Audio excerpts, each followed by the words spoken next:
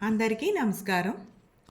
కర్మ సిద్ధాంతమే మన కర్మలకు కారణమని వేమనయోగి ఈ పద్యం ద్వారా తెలియజేస్తున్నారు.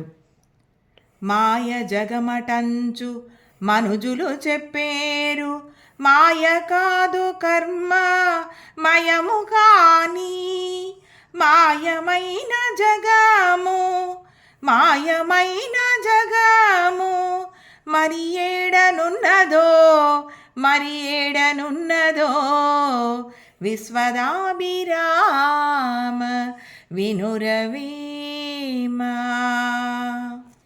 దీని తాత్పర్యము, కర్మ సిద్ధాంతమును పూర్తిగా అవగాహన చేసుకోలేక ఈ ప్రపంచమంతా మాయచే ఉన్నదని బోధిస్తూ ఉంటారు. కానీ సృష్టిలోని ప్రతి పనికి కారణం కర్మయే అని గ్రహించాలి అని చెప్తున్నారు ఈ మహాయోగి